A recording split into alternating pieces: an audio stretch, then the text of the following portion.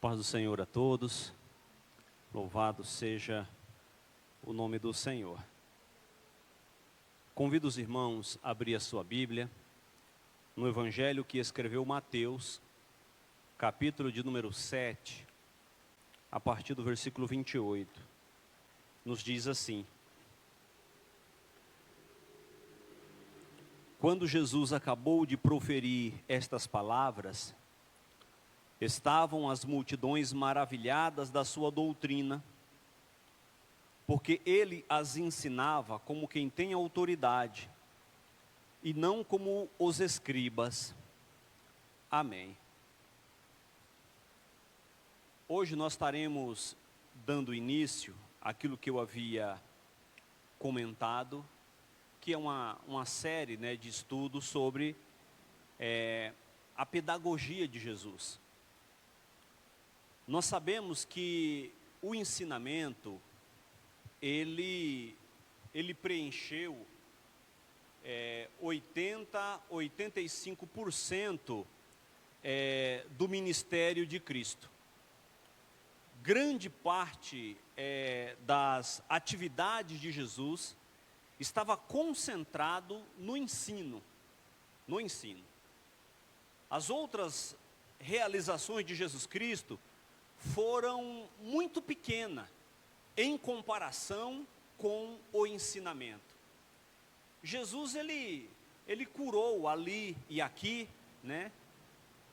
uma vez ou outra ele curava o enfermo, vez ou outra Jesus ele pregava, mas a concentração do ministério de Cristo estava no ensinamento. Porque é o ensino transmitido que vai preparar os ouvintes deste mesmo ensino para a continuidade da sua caminhada após o personagem principal sair de cena.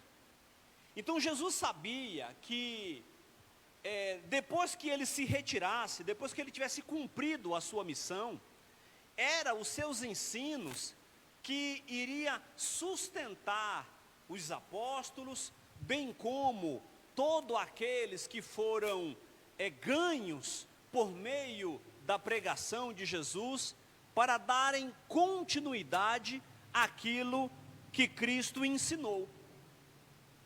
E Mateus ele nos mostra que o impacto do ensino de Jesus Cristo, proferido no Sermão da Montanha, foi profundamente marcante e duradouro na vida das pessoas que ali estiveram.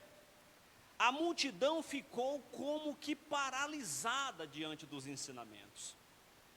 Então, observe que quando Jesus ele é batizado, ele se retira para o Monte das Oliveiras, ele se retira para o deserto, melhor dizendo. Ali ele passa por um período de tentação, e quando ele vem, pós esse período, já começa a se reunir em torno de Jesus alguns dos seus discípulos, dentre eles Tiago, André, já começa a ser um dos seguidores de Jesus. Depois que Jesus ele ganha Pedro ali naquele episódio da pesca maravilhosa, Jesus ele atrai o povo para o monte, e ali é proferido aquilo que nós chamamos de Sermão da Montanha.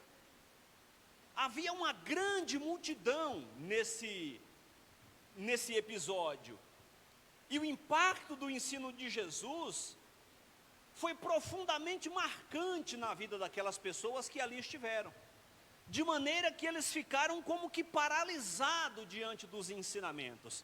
Eles nunca tinham ouvido nada semelhante, eles nunca tinham participado de um momento tal como aquele que eles haviam acabado de participar. Admiração e profundo abalo interior tomaram conta dos seus corações, pois jamais tinham ouvido falar como Jesus falava. Eles nunca tinham ouvido nada parecido com aquilo. E não é as palavras em si, mas a autoridade com que Jesus falava.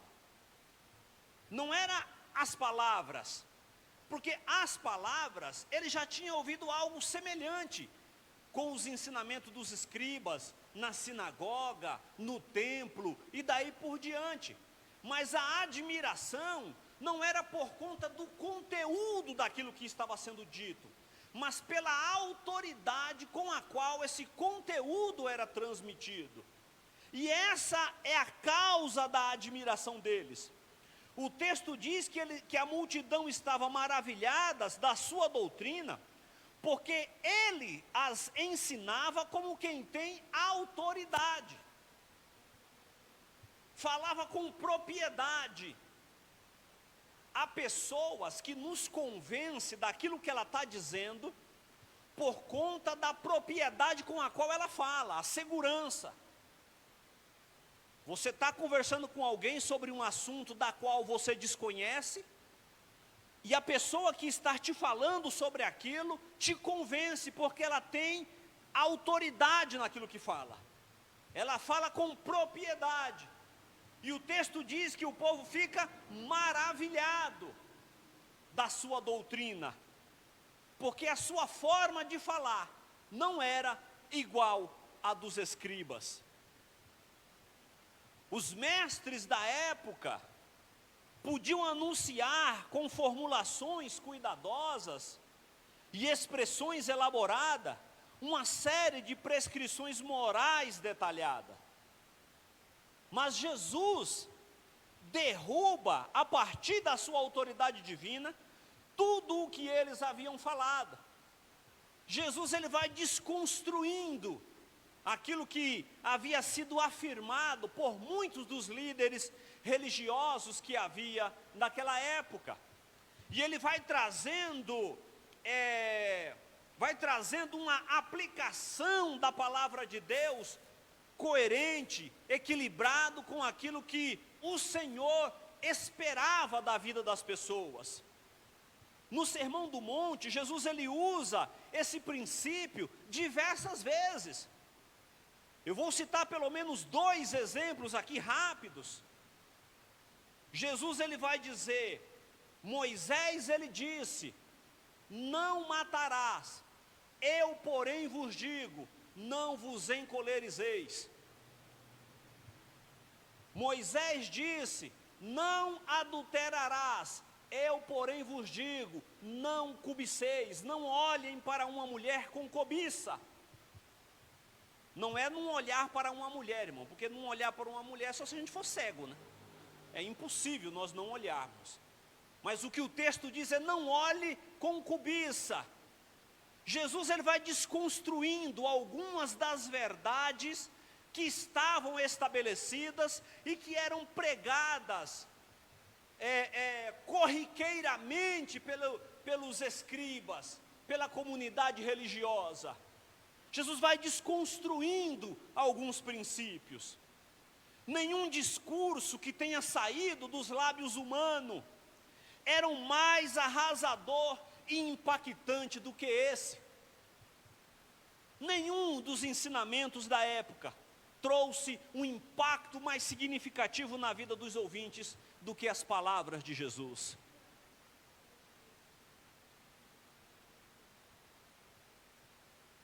O método de ensino de Jesus era semelhante ao modo como os rabinos judeus ensinavam.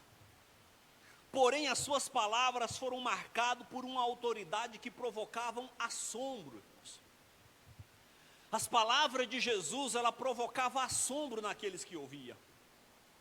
Marcos, ele vai dizer no capítulo 1, versículo 27, todos se admiravam, a ponto de perguntarem entre si, o que vem a ser isso? Uma nova doutrina? Com autoridade ele ordena aos espíritos imundos, e eles lhes obedecem. As palavras de Jesus provocavam assombro naqueles que ouviam. Assombro não no sentido de medo, mas no sentido de ficarem admirados, porque nunca tinha ouvido ninguém falar daquela maneira, nunca tinha sentido uma verdade sendo apresentada de maneira tão clara como Jesus fazia.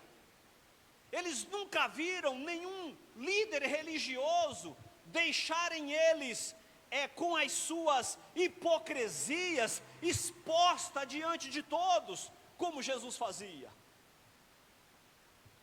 Mas alguns dos seus ensinos, eles eram enigmáticos, exigindo raciocínio e intuição espiritual, desconcertando alguns dos seus ouvintes descuidados. A razão de Jesus para ensinar enigmaticamente a respeito do papel messiânico, da sua expiação, ressurreição e reino futuro, era porque ele estava chamando as pessoas para serem os seus discípulos, através do impacto pessoal sobre elas, para em seguida ensinar-lhes a respeito de si mesmo dentro desse relacionamento. Então, primeiro Jesus chamava os seus seguidores, e posteriormente Jesus ele ia decifrando cada uma das suas mensagens. É muito comum nós nos depararmos, por meio da nossa leitura, com algum dos discípulos, depois de um ensinamento de Jesus, indagando-lhe: mestre, explica-nos aquilo que tu disseste, explica-nos a parábola, o que isso quer dizer? E posteriormente Jesus ele ia, como costumamos dizer, desenhando, aquilo que ele havia dito, explicando de maneira mais detalhada. O ensino de Jesus, primordialmente, abordava 3 pontos diferentes.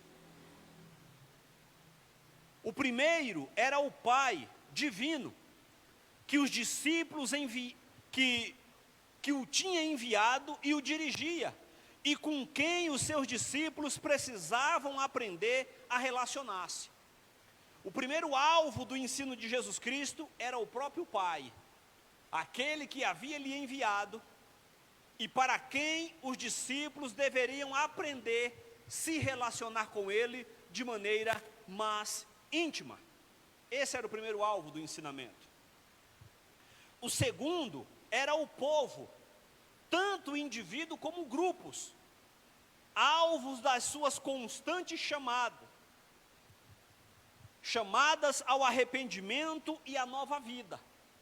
Então Jesus ele tinha como objetivo apresentar o Pai, ele tinha como alvo o povo a quem ele havia chamado ao arrependimento e para uma vida totalmente diferente daquelas que eles estavam vivendo. E o terceiro alvo dos seus ensinamentos era ele mesmo, como o Filho do Homem e o Messias de Israel. Do testemunho de Jesus a respeito do seu Pai, das pessoas em suas necessidades e do seu próprio papel messiânico, emergem 3 temas. Então, Jesus ele tinha 3 alvos: o Pai, o povo e ele mesmo. Ele queria falar do Pai, que era aquele que havia lhe enviado, e mostrando para o povo que eles deveriam aprender a relacionar-se mais com ele, com o Criador. Em segundo, o povo era o alvo dos seus ensinamentos, porque ele estava chamando o povo para o arrependimento e para uma transformação de vida. E em terceiro alvo era ele mesmo, como o Messias que haveria de vir e que havia chegado, como o Salvador daqueles que nele crescem. Desses 3 objetivos, essas 3 razões dos ensinamentos de Jesus, nós podemos detectar 3 questões, 3 temas teológicos, e poderíamos aqui enumerar outros, mas eu quero chamar a atenção para 3. Com relação ao Pai, eu quero chamar a atenção para aquilo que Jesus ele veio apresentar, que é o reino de Deus. Com os seus ensinamentos, Jesus ele veio para apresentar o reino de Deus. Esse era o tema primordial, para não dizer tema único, da pregação de João Batista. João Batista era um pregador de um único sermão. Não tinha dois, ele só tinha um. Todas as vezes que nós vemos João Batista pregando, a sua mensagem é sempre a mesma: arrependa-se, porque é chegado o reino de Deus. É sempre o mesmo sermão. Se vocês fossem no culto da igreja, que João Batista era pastor, vocês iam ouvir todos os cultos a mesma mensagem: arrependa-se, arrependa-se, arrependa-se. Esse era o tema de João. Por que havia a necessidade do arrependimento? Porque o reino de Deus estava chegando no meio deles. E o reino de Deus é um dos temas teológicos dos ensinamentos de Jesus Cristo. Este reino é a realidade que veio com Jesus, como cumprimento do plano de Deus para a humanidade. O reino de Deus, irmãos, não é algo que aconteceu por acidente. Não foi um acidente de percurso, né?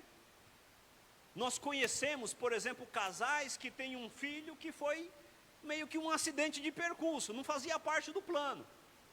Depois que veio é bênção, mas inicialmente não fazia muito parte dos planos, né?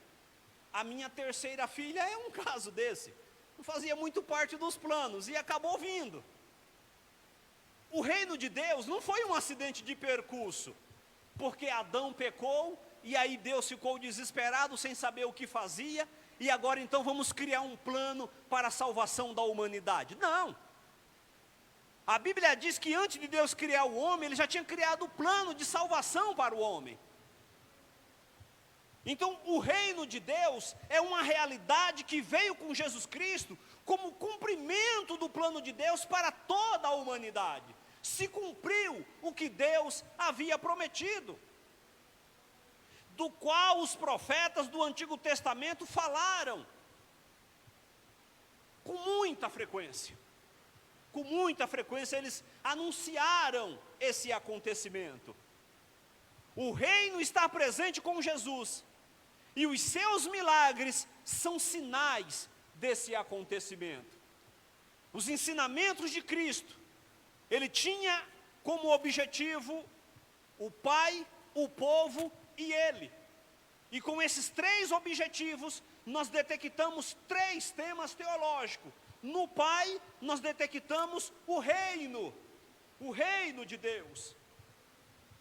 O próprio Jesus Cristo, no Evangelho que Mateus escreve, no capítulo 12, no capítulo 11, no versículo 12, ele diz: desde os dias de João Batista até agora, o reino dos céus é tomado à força, ou por esforço, e os que se esforçam se apoderarão dele. O reino de Deus é tomado à força, não força no sentido de violência física, mas força no sentido de esforçar-se para poder conquistá-lo. É claro que aqui nós precisamos explicar apenas uma questão. Nós somos salvos não pelo esforço de promover a salvação, porque isso foi realizado por Cristo na cruz do Calvário, mas pelo esforço de nos mantermos fiéis ao Senhor, para nos apoderar aquilo que Ele conquistou para nós na cruz. Bendito seja o seu santo nome. O esforço não é para proporcionar a salvação, o esforço é para nos manter fiéis ao Senhor, e assim não abrir mão daquilo que Ele nos ofertou gratuitamente. No capítulo 12 de Mateus, versículo 28, Jesus ele diz: se porém eu expulso demônios pelo Espírito de Deus, verdadeiramente é chegado o reino de Deus sobre vós. O reino de Deus era um tema dos ensinamentos de Jesus. Em Lucas, no capítulo 16, no versículo 16, Jesus ele diz: a lei e os profetas vigoraram até João. Desde este tempo vem sendo anunciado o evangelho do reino de Deus, e todo homem se esforça por entrar nele. Aleluia! O reino toma conta da vida de uma pessoa quando ela ou ele se submete em fé ao senhorio de Cristo. Solene compromisso que traz salvação e vida eterna. Nós fazemos parte desse reino quando nós nos rendemos, meus amados. Quando nós nos rendemos à grandiosidade, à soberania, ao senhorio de Jesus Cristo. João 5:24 diz: em verdade vos digo, quem ouve as minhas palavras e crer naquele que me enviou, tem a vida eterna. Não entra em juízo, mas passou da morte para a vida. O reino de Deus, ele é uma dádiva de Deus, cumprida na pessoa de Jesus Cristo, e ofertado a todos gratuitamente. Não precisa pagar, irmãos. Não precisa ser bonito. Não precisa ser alto, não precisa ser forte. Não precisa ter uma influência. Não precisa ser uma pessoa de destaque dentro da sociedade. É para todos. É para o alto, o baixo, o rico, o pobre, o negro, o branco, o nordestino, o paulista, o asiático, o africano. É para todos. Aleluia! E é por isso que Jesus ele veio, e com os seus ensinamentos, com os seus ensinos, Jesus ele apresenta a implantação do reino de Deus entre nós. Louvado seja o nome santo do Senhor. O reino será pregado e crescerá até que o Filho do Homem, agora reinando no céu, volte para reunir os salvos de todos os cantos. Mateus 24:14 diz: e será pregado este evangelho do reino por todo o mundo, para testemunho a todas as nações. Então virá o fim. Segunda coisa, o segundo tema abordado nos ensinos de Jesus Cristo é a obra salvífica que ele veio realizar. Porque o plano de Deus foi constituído na eternidade. Mas Jesus Cristo, ele é aquele que executa, aquele que executou o plano de Deus aqui na terra.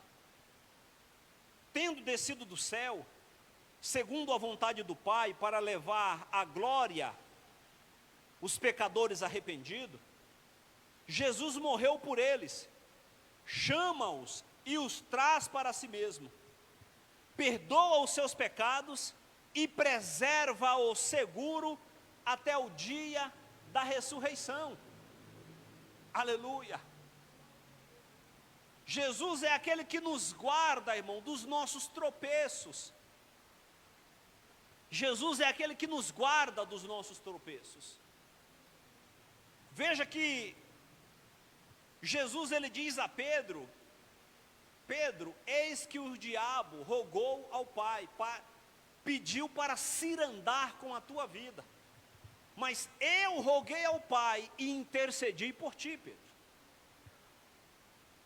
Veja que é Ele quem nos sustenta, quem nos fortalece, quem nos conduz por uma caminhada segura, que nos faz pisar em solo firme. É Ele quem nos guarda seguro até o dia da ressurreição. Lucas 5 vai dizer: vendo-lhes a fé, Jesus disse ao paralítico: homem, estão perdoados os teus pecados.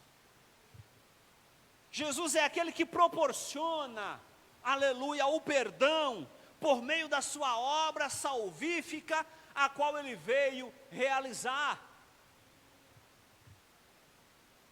Também no capítulo 7, no verso 48 de Lucas, está escrito: disse Jesus à mulher: perdoados são os teus pecados. Que bênção, meus amados. O nosso irmão Marcos fez a leitura do perdão do Senhor ao seu servo, que tinha ali uma dívida de 10.000 denários. Essa era uma conta para dizer, dentro da comunidade judaica, que a dívida era impagável. Era uma dívida impagável. Mas o Senhor perdoou o seu servo. E Jesus, ele vem andando entre as pessoas, e todos aqueles que lhe procuravam, Jesus ia liberando esse perdão, dizendo que os pecados estavam perdoados. O ministério de Jesus Cristo tem como ponto alto a oferta para o perdão dos pecados de todo homem. A obra salvífica de Jesus alcança todos quantos se arrependem. Todos aqueles que se arrependerem, irmãos, serão alcançados por essa obra salvífica de Jesus Cristo, sem exceção. Assim ele nos prometeu que o seu sacrifício é para que todos aqueles que nele creiam não pereçam, mas tenham a vida eterna. E o terceiro tema abordado por Jesus nos seus ensinos é a ética da família cristã. A nova vida é dada aos pecadores como um dom da livre graça de Deus e deve expressar-se num novo estilo de vida. Então veja que nós recebemos uma nova vida por meio de um dom gratuito de Deus, ofertado a nós. Contudo, aquele que recebeu essa dádiva deve alterar o seu estilo de vida.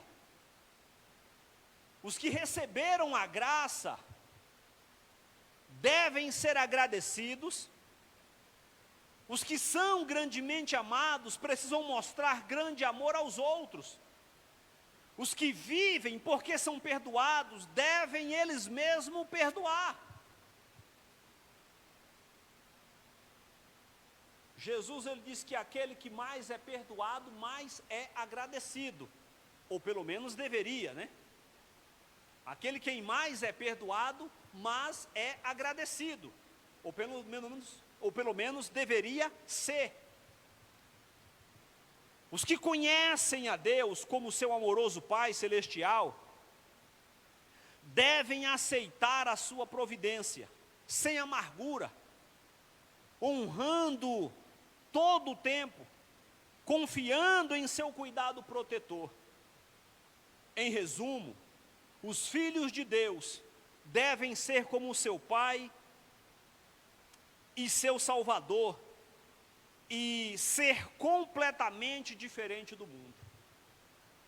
Veja que Jesus, ele requer de nós um comportamento distinto daquele que nós observamos na maioria das pessoas.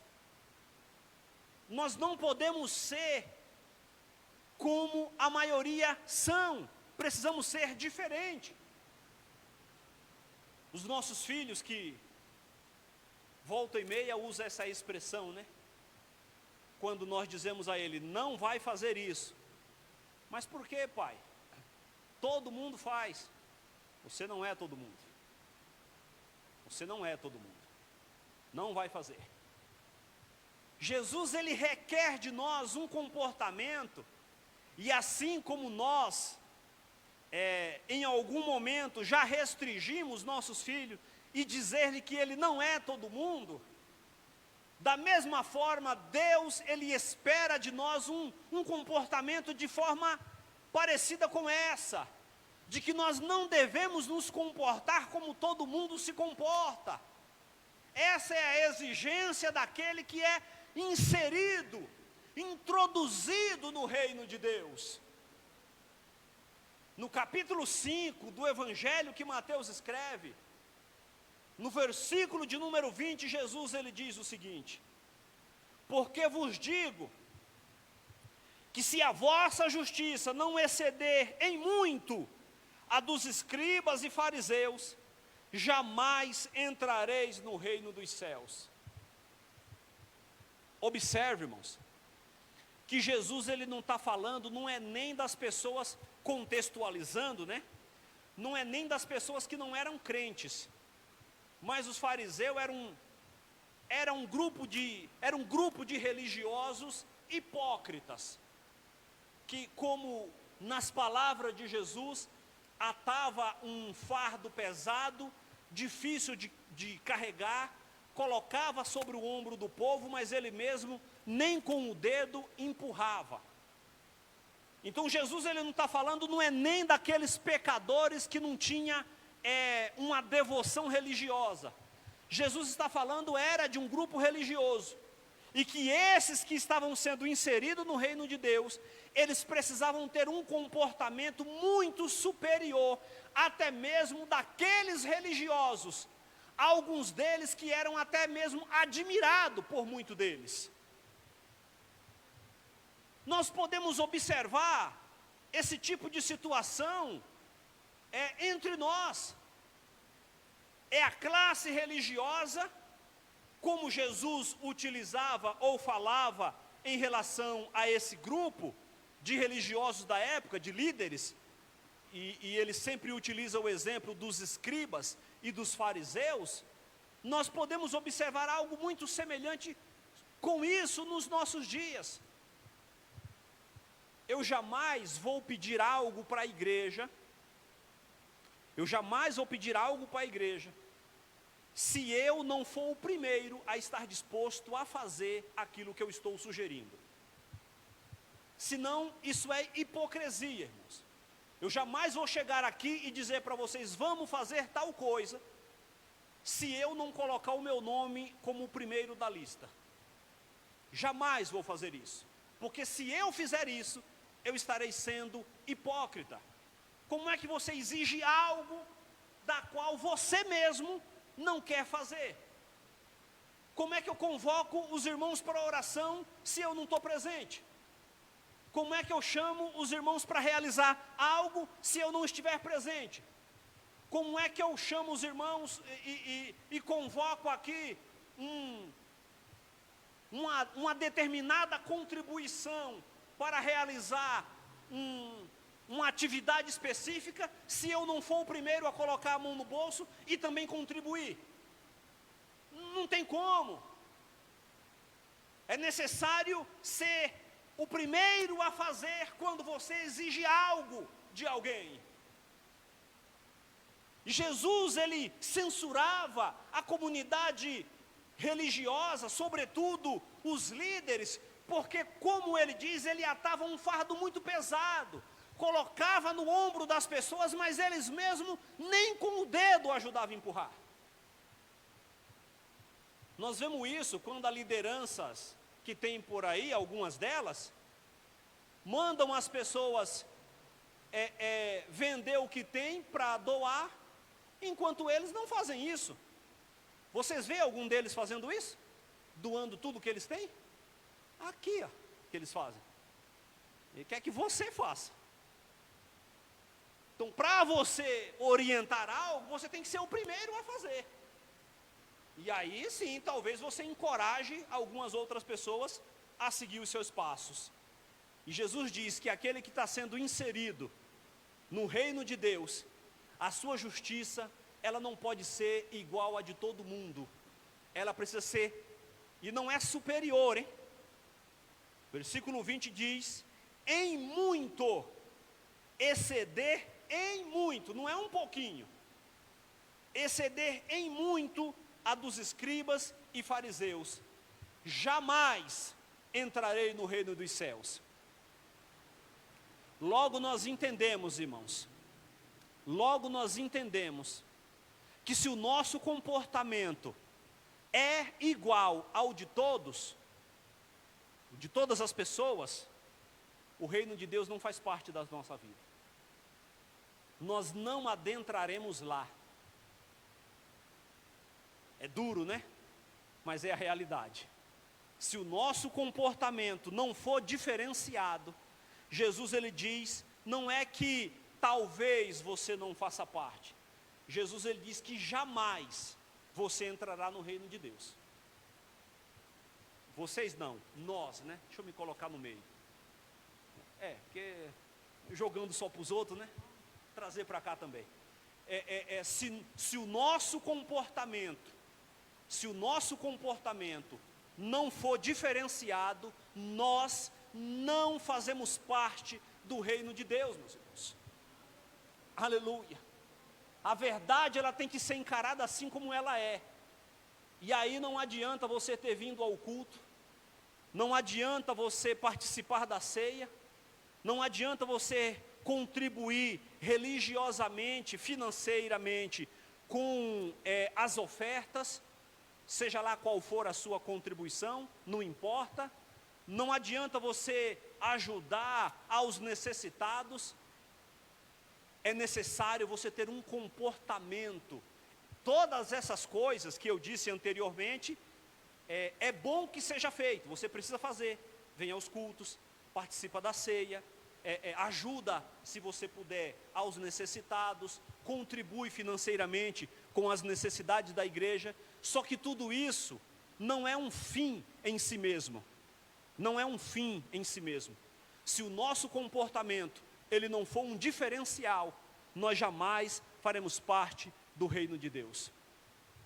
Então, para recapitularmos, os ensinos de Jesus, ele tinha 3 alvos: o Pai, o povo e ele próprio. No Pai, ele apresenta o reino. Ao povo, ele fala sobre as bênçãos, as dádivas da salvação.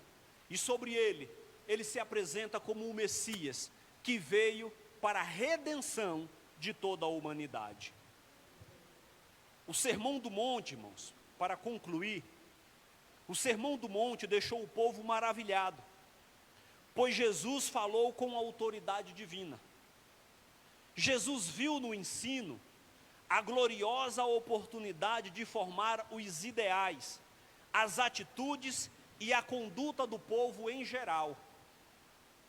Ele não comprometeu a sua causa com apelos em reuniões populares, com práticas ritualistas ou com manobras políticas. Sua principal ocupação foi o ensino, meus irmãos. Jesus ele não queria saber de se envolver com política. Jesus ele não queria saber de influência social. Jesus ele queria saber de apenas uma coisa, meus amados: ensinar os seus ouvintes.